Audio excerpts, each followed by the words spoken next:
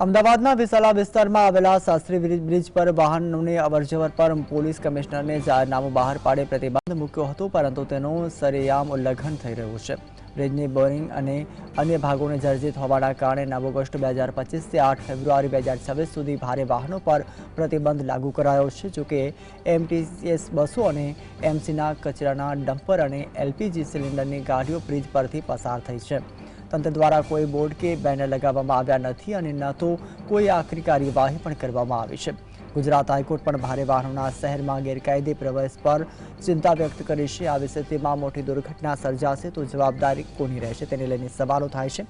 શું તંત્રની બેદરકારી નાગરિકોના જીવને જોખમમાં મૂકવાના છે?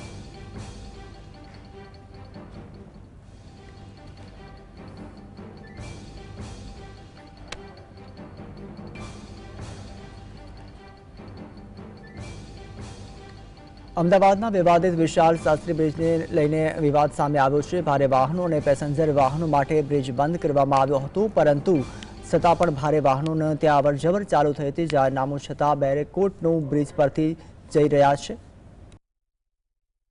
અમદાવાદમાં ગત રાત્રિએ પોલીસ કમિશનર દ્વારા જાહેરનામું બહાર પાડવામાં આવ્યું અને વિશાલાથી નારોલ જતો જ્યાં રોડ છે, રોડ ઉપર આવેલો શાસ્ત્રીનગર જે બ્રિજ આવેલું છે શાસ્ત્રી, તેની પર ભારે વાહનો માટે અવરજવર જે છે તે બંધ કરવામાં આવી હતી। વધુ એક વખત ભારે વાહનો પર જે બ્રિજો પર અવરજવર કરવામાં આવી રહી છે તે બંધ કરવામાં આવી હતી।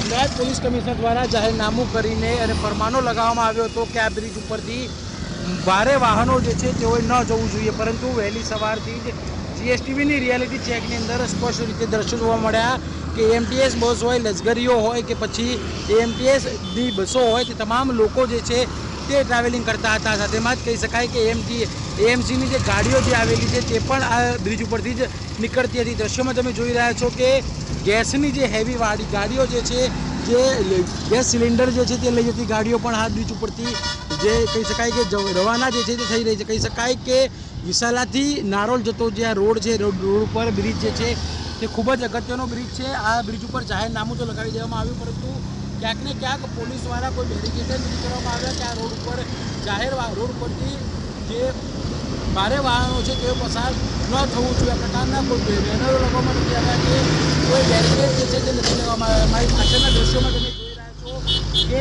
એએમસીની જે કચરાની મોટી ગાડી જે છે તે પણ અહીંથી પસાર થઈ રહી છે। એટલે કે સરકારના જ જે જવાબદાર અધિકારીઓ દ્વારા આ જાહેરનામું બહાર પાડવામાં આવે છે, પરંતુ તેનો દુરુપયોગ જે છે તે સંસ્થાના જ લોકો જે છે તે કરી રહ્યા છે। કહી શકાય કે જાહેરનામાનો ભંગ જે છે તે જોવા મળી રહ્યો છે।